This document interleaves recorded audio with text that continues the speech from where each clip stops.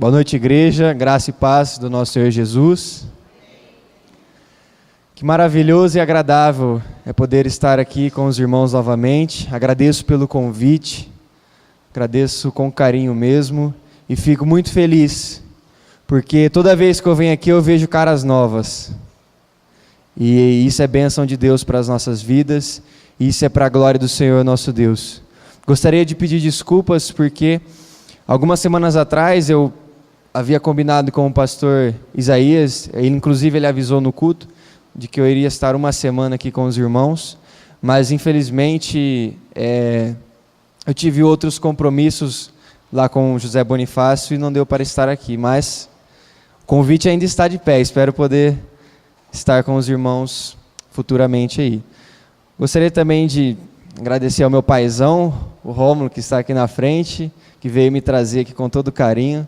Os irmãos sabem, né? Pai, só existe dois. Deus nosso Pai, e esse Pai querido aí que Ele nos deu, que sempre está conosco em todos os momentos. Queridos, Jonas capítulo 4,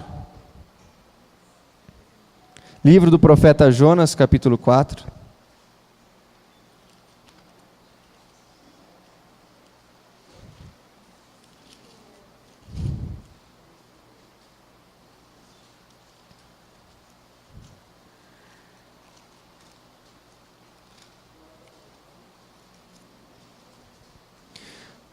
Jonas capítulo 4.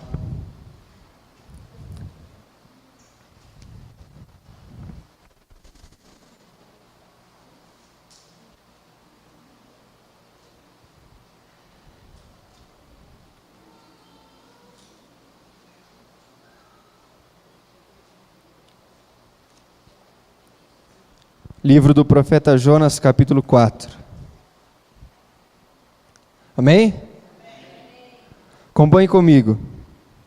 Com isso, desgostou-se Jonas extremamente e ficou irado. E orou ao Senhor e disse: Ah, Senhor, não foi isso que eu disse, estando ainda na minha terra? Por isso me adiantei, fugindo para Tarsis, pois sabias que és Deus clemente e misericordioso, e tardio em irar-se, e grande em benignidade, e que te arrependes do mal. Peço-te, pois, ó Senhor, tira minha vida, porque melhor me é morrer do que viver. E disse o Senhor: É razoável essa tua ira? Então Jonas saiu da cidade e assentou-se ao oriente da mesma, e ali fez uma enramada e repousou debaixo dela, à sombra, até ver o que aconteceria à cidade. Então fez o Senhor Deus nascer uma planta que subiu por cima de Jonas, para que fizesse sombra sobre a sua cabeça, a fim de o livrar do seu desconforto. Jonas, pois, se alegrou em extremo por causa da planta. Mas Deus, no dia seguinte, ao subir da alva, enviou um verme, o qual feriu a planta, e esta se secou. Nascendo o sol, Deus mandou um vento calmoso oriental. O sol bateu na cabeça de Jonas, de maneira que desfalecia, pelo que pediu para si a morte, dizendo: Melhor me é morrer do que viver. Então perguntou Deus a Jonas: É razoável essa tua ira por causa da planta? Ele respondeu: É razoável a minha ira até a morte. Tornou o Senhor: Tens compaixão da planta que te não custou trabalho, a qual não fizeste crescer, que numa noite nasceu e numa noite pereceu. E não hei de eu ter compaixão da grande cidade de Nínive, em que há mais de 120.000 pessoas que não sabem discernir entre a mão direita e a mão esquerda, e também muitos animais? Senhor Deus, obrigado, Pai, pela provisão da Tua santa palavra. Obrigado porque é o Teu Espírito Santo que fala aos nossos corações, Deus, e não por meros pensamentos e desvaneios humanos, Deus, mas pela unção do Senhor, Deus, que fala conosco, Pai. Que o Senhor esteja conduzindo esse momento, e somente o Senhor. No nome de Jesus. Amém. Queridos irmãos, veio a palavra de Deus ao profeta Jonas.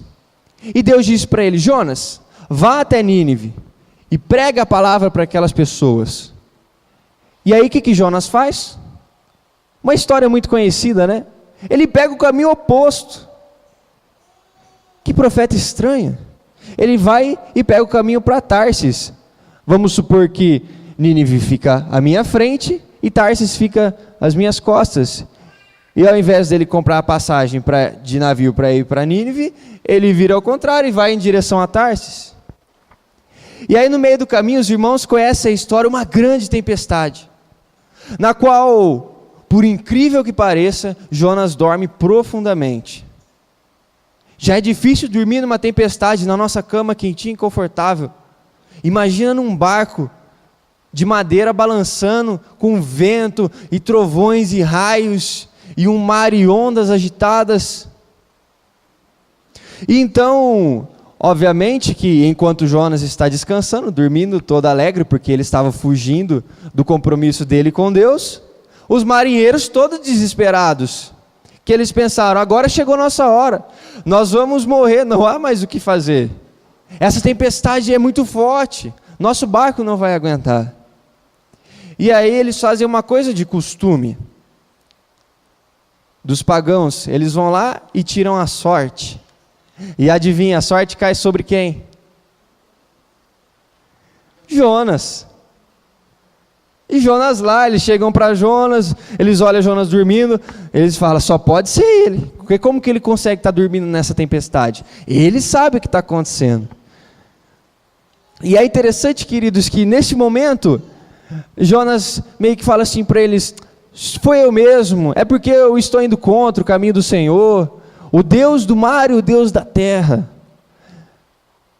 E aí, meio pavorosos ainda, aqueles homens falam, bom, se nós jogarmos ele no mar, as coisas é capaz de piorar, porque se isso tudo está acontecendo por causa de Jonas, se a gente for jogar ele no mar, a coisa vai piorar.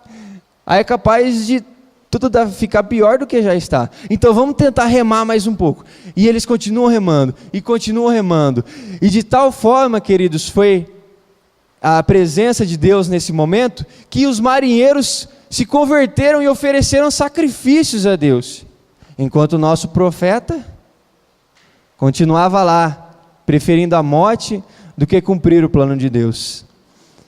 E aí então os irmãos conhecem a história, os marinheiros pegam e jogam Jonas no mar, e ele vai caindo, e vai caindo, de tal forma que ele chega nas areias, não sei como dizer isso, mas de tal forma que ele chega no mais profundo mar, diz a palavra do Senhor, e então vem um peixe e o engole, e lá ele passa 3 dias e 3 noites no ventre do peixe.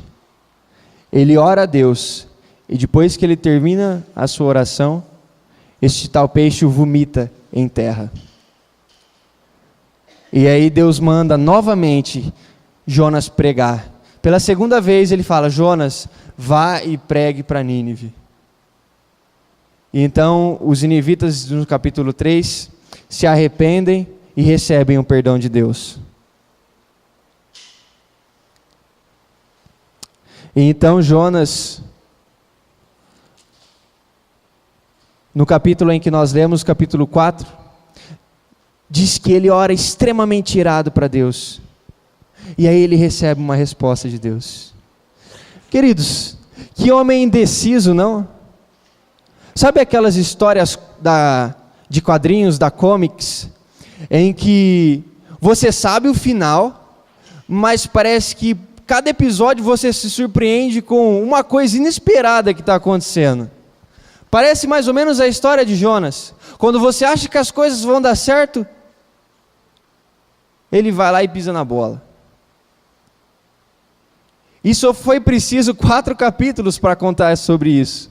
Só foi preciso 4 capítulos, a palavra de Deus nos contar essa história cabeluda que foi se desenrolando. Será que era realmente necessário Jonas ter passado por tudo isso? Já que Deus mandou, vamos em frente. É a ordem do Senhor Deus. Deus mandou Jonas pregar para Nínive. Ele, como profeta, tinha por obrigação e por função pregar a palavra, exatamente como Deus tinha falado para ele. Mas, queridos, Jonas tinha 2 problemas. O primeiro problema dele é que ele tinha um enorme preconceito com aquele povo. E um preconceito, por quê? Como a origem de todos os preconceitos, o egoísmo. Jonas sabia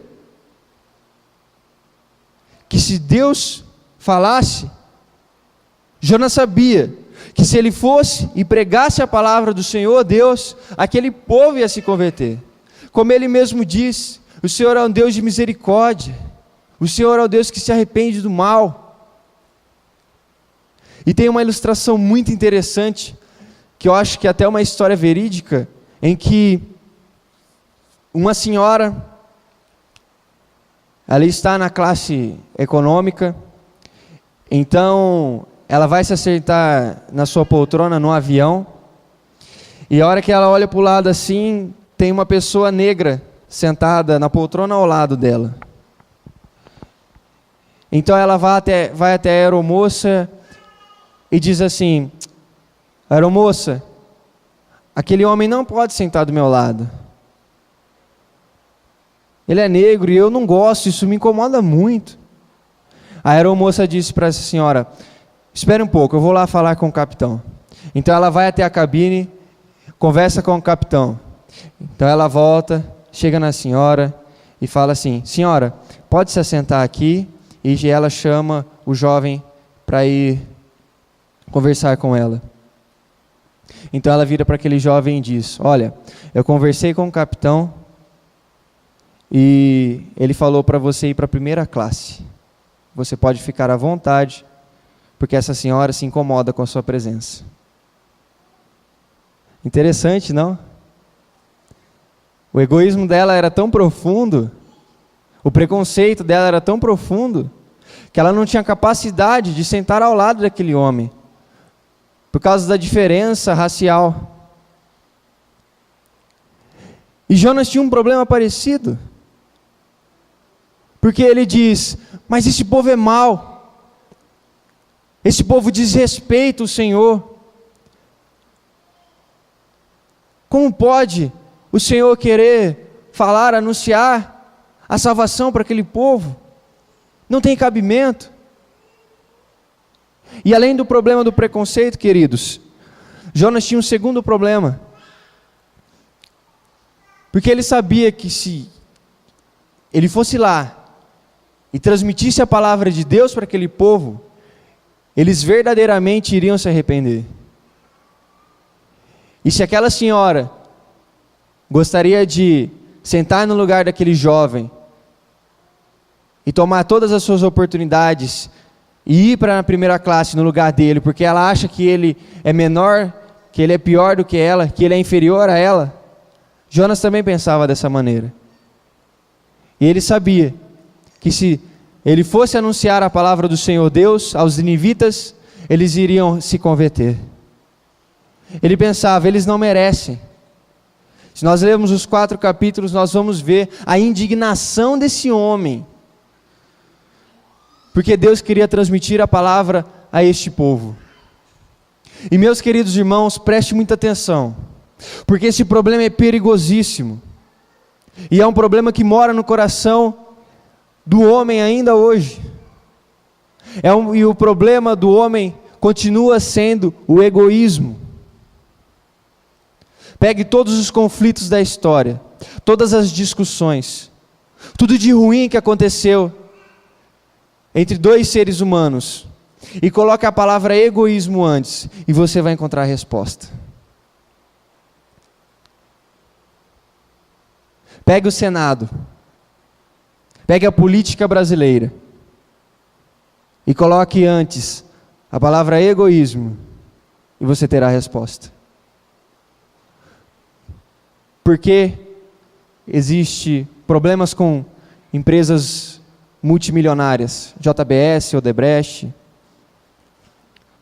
por causa do egoísmo do homem. Porque o que importa não é se o pobre está ou não passando fome. O que importa não é se existem pessoas necessitadas no nosso país. O que importa não é se a educação é boa ou é ruim. O que importa são os zeros na conta do banco. Coloque egoísmo antes e você terá a resposta. É por causa do egoísmo que eles enchem os seus bolsos. E agora nós temos o tão famoso Trump, né, nos Estados Unidos, e o país todo se fechando, parece uma forma de se esquivar das outras nações, talvez assim, e de dizer que os Estados Unidos é o país majoritário. Será que talvez isso também não seja uma forma de egoísmo? Ou então um outro extremo, a Coreia do Norte. Eu não sei, queridos irmãos, mas o que eu sei é que se nós colocarmos a palavra egoísmo antes, nós vamos encontrar o problema. O problema que mora no coração das pessoas ainda hoje. Mas nós estamos indo muito longe, né? Isso está longe de nós. Brasília fica a muitos quilômetros, quanto mais os Estados Unidos e a Coreia do Norte. Mas vamos trazer para nós. Quando nós faltamos com amor às outras pessoas, quando nós faltamos com amor às nossas famílias, aos nossos entes queridos, quando nós desobedecemos as ordens de pessoas que querem o nosso bem, quando nós nos consideramos, assim como aquela senhora, melhor que os outros, às vezes o egoísmo toma forma em nosso coração. Assim como tomou forma no coração daquele homem. E isso é real, porque o egoísmo é a fonte de todos os males, e eu gostaria de colocar um parênteses aqui, porque isso é muito importante. Assim como nós sabemos que o homem pecou, Gênesis capítulo 3, e possa de ter certeza que a origem do pecado do homem é o egoísmo, porque o que Adão mais queria não era um conhecimento. Adão queria ser igual a Deus. Adão, melhor dizendo, ele queria conhecer o bem e o mal, um conhecimento que estava muito além dele, porque ele foi egoísta, porque ele quis ser igual a Deus, diz a palavra do Senhor. E desde aí, nós temos a origem de todos os males, de todos os pecados. Por isso que é importante tratarmos do egoísmo do coração do homem. Certo menino que tinha uma mãe com o rosto todo desfigurado. E ele tinha muita vergonha de sua mãe, porque desde criança ele sempre sofreu preconceito, porque desde criança ele não conseguiu olhar para o rosto da sua mãe, porque era um rosto todo queimado, todo desfigurado. E conforme ele vai crescendo, ele sai de casa, e de forma a ter tanto vergonha da sua mãe, que ele nunca mais volta a visitá-la, a não ser quando ainda jovem sua mãe veio a falecer. E no seu funeral, cabeça baixa, muito triste, um homem bem sucedido, pensando, nossa, talvez eu pudesse ter visitado minha mãe durante esse tempo. Mas aí ele se lembra das suas cenas de criança e ele fala, não, mas eu não poderia, o que as pessoas iriam pensar de mim? É então que um grupo de amigas antigas da sua mãe chega até nele e pergunta, jovem, por que você não foi visitar a sua mãe?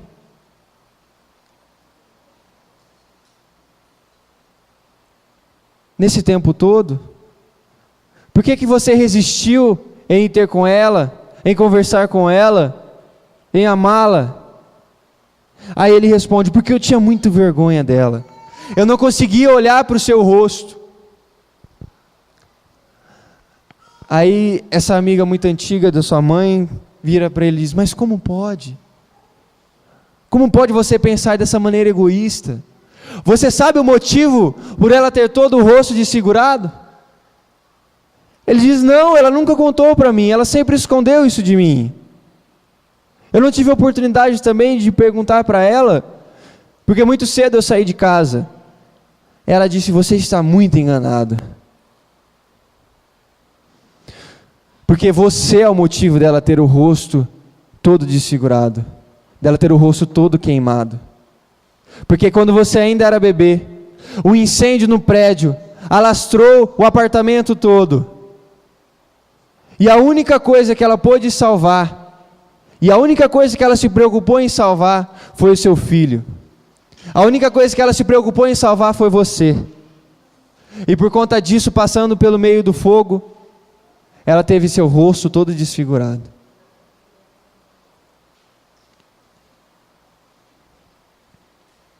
Tudo isso, queridos irmãos, é a causa do egoísmo humano, que vira e mexe, acende em nossos corações. Porém, na continuidade da história que a Bíblia nos conta, nós encontramos o remédio para esse egoísmo. E nós vemos que a misericórdia de Deus, queridos, é maior do que o egoísmo humano.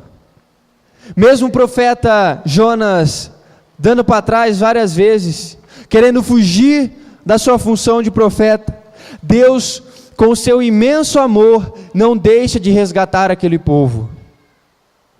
E aí nós enxergamos dois fundamentos. Nós enxergamos dois ensinamentos fundamentais. Primeiro, queridos, que Deus decide salvar quem Ele quer. Não depende do profeta, não depende de mim ou de você, depende de Deus, depende da graça de Deus. Não foi o motivo dele ter voltado e pregado para aquele povo, mas o motivo foi porque Deus conduziu a história e mudou a vida daquele povo. Mudou de tal forma que o rei rasgou as suas vestes, colocou cinza, um pano de saco sobre a sua cabeça, se converteu a Deus e disse a todo o povo: vocês e todos os seus animais, vistam-se de panos de saco, não comam, não bebam, vamos pedir perdão, porque nós pecamos. Esse é o resultado da misericórdia de Deus, porque Deus decide salvar quem Ele quer, independente de quem for. Deus agiu com misericórdia na vida daquele povo, e os salvou da destruição.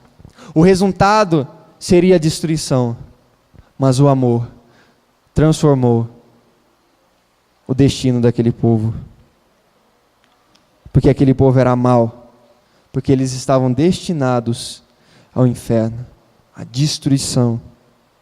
E uma segunda coisa, queridos irmãos, é que Deus, além de tudo, molda o coração de Jonas. Deus poderia ter salvo aquele povo sem essa história toda.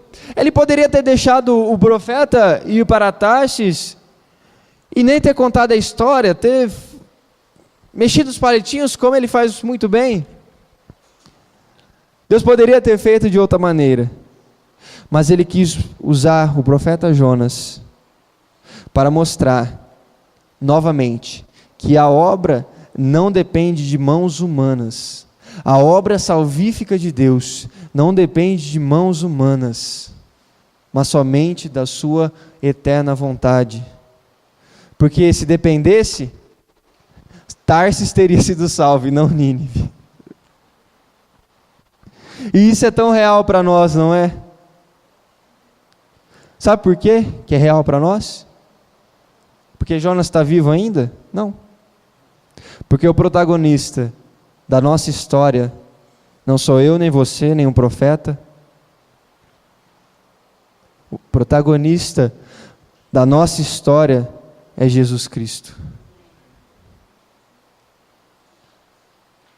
Aquele que não se desviou do caminho, aquele que não virou as costas e procurou outra pessoa, mas aquele que não fez por usurpação ser igual a Deus, aquele que, nascido de maneira santa, sem pecado, sem nenhuma mancha, tornou-se homem. E eu gostaria de frisar uma coisa, porque muitos pensam que o maior sacrifício de Cristo, a maior dor de Cristo, foi ter sido massacrado na cruz.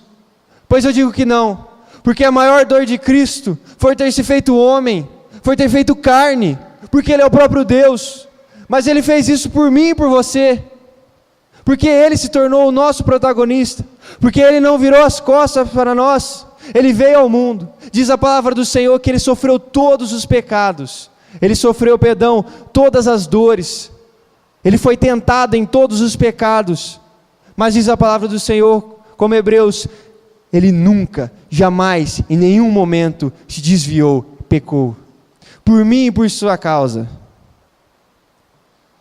Esse é o protagonista, não é o Jonas que falhou, Jesus Cristo não falhou, porque Ele se entregou na cruz por nós. A mensagem do Evangelho foi pregada, a mensagem do Evangelho foi construída no madeiro, a mensagem do Evangelho está sentada hoje à direita de Deus Pai, e vive em barcos de madeira, embaixo de uma árvore, vive dentro de nós, porque Ele é a propiciação pelos nossos pecados, não só os nossos pecados, mas do mundo inteiro. Não podemos imaginar a profundidade do seu amor, porque é insondável. Mas a Ele seja glória eternamente. Porque Jesus é o profeta que não falhou e que cumpriu o seu propósito na cruz para nos salvar. E eu volto na ilustração da mãe manchada, a mãe que tinha o rosto desfigurado.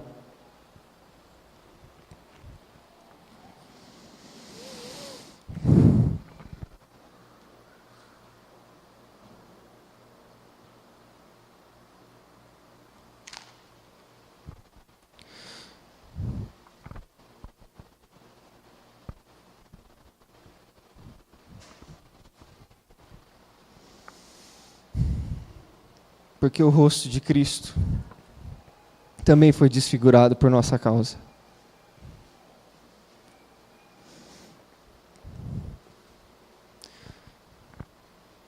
Porque o rosto de Cristo também foi quebrado, esbofeteado por nossa causa. Porque Ele sofreu todas as nossas dores e se sacrificou por nós.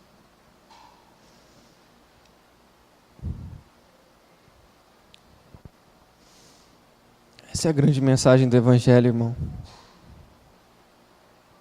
do qual nós não somos dignos.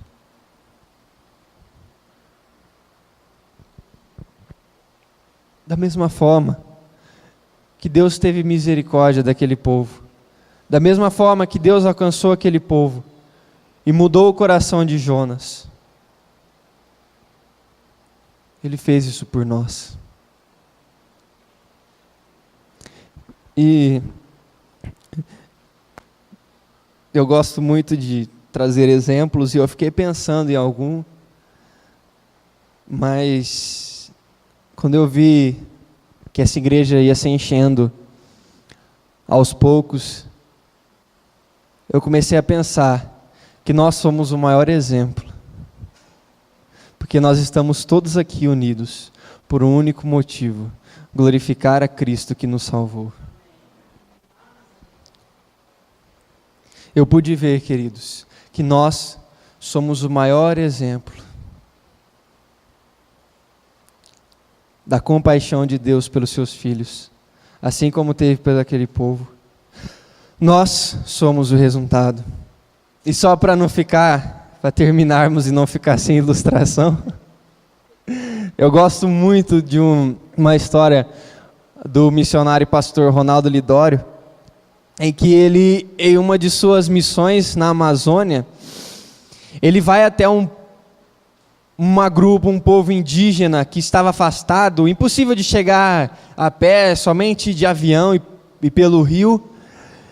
Um povo indígena que ainda não ouvia falar do Evangelho, ainda não tinha ouvido falar das boas novas de Jesus Cristo. E diz ele que foi até esse povo, primeiro para conhecer a língua e depois para transmitir a palavra de Deus para eles. E aí ele chega lá, já com um intérprete, e pergunta para aquele povo: olha, eu vim falar de Jesus Cristo para vocês. Aí eles viram para Ronaldo Lidório e dizem: ah, nós conhecemos Jesus Cristo. Aí ele fala: mas como assim vocês conhecem Jesus Cristo? Ele ficou assustado, diz ele no seu testemunho. Porque, como pode? Imagina um povo afastado, totalmente afastado, impossível chegar a pé, por carro, somente por avião. E aí ele fala: mas como? Ninguém chegou aqui ainda com o Evangelho? Como pode? E aí ele pergunta: mas de onde vocês ouviram? Quem lhes falou? Eles respondem para o Ronaldo: olha, ali na beira do rio tem uma cabana, vai lá e você vai encontrar a resposta. Aí ele se dirige até essa cabana, bate na porta, e quem lhe atende é um senhor, um idoso já por volta dos seus 70 anos de idade. E ele diz: entre, por favor. E aí o Ronaldo Lidório pergunta para ele: é você quem pregou para esse povo? Ele diz: sim, sou eu. Aí ele: me conta essa história, mas como pode? E ele responde e fala: um dia eu estava num culto da minha igreja, onde era uma reunião, uma conferência, e o pastor disse: você que sente no coração de fazer missões, de ir para o campo, de anunciar a palavra de Deus, nós vamos orar agora. E se você sentir no coração, vá e leve, vai e faça a missão, vai e faça aquilo que Deus está te mandando. Então ele disse que ele fica incomodado com isso, ele ora, e Deus manda ele ir evangelizar algum povo. Aí ele vai e procura o povo que não tinha sido evangelizado ainda. E aí ele descobre que esses povos indígenas ali, que estavam naquela parte da Amazônia, ainda não havia escutado da palavra de Deus. Então ele se dirige até esse povo, e passa lá 20 anos, se eu não me engano, muitos anos, aprendendo, convivendo, traduzindo e pregando a palavra do Senhor. Que maravilhoso, queridos irmãos, porque sabe o que é o contrário do egoísmo humano? Anunciarmos que acima de nós, acima de todo o universo, de todo homem, está o Deus Todo-Poderoso, o Senhor de todo o universo. E que essa também seja a missão do nosso coração. Que assim como Cristo nos visitou, nós possamos levar o Evangelho até as outras pessoas. Assim como Cristo nos amou, que nós possamos amar as outras pessoas. Que nós não sejamos teimosos e egoístas, mas pessoas que liberam perdão, pessoas que amam, pessoas que se alegram com os que se alegram e choram com os que choram, pessoas que fazem diferença, cristãos, discípulos de Cristo, que levam o Evangelho à frente, assim como esse Senhor levou. Essa é a nossa missão, que esse seja o nosso ofício, que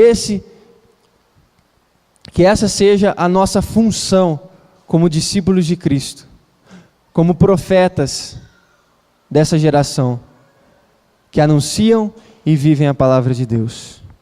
Que Deus nos abençoe, queridos, que Deus nos guarde, e sempre transmita a nós as suas verdades, para que nós também possamos transmiti-las.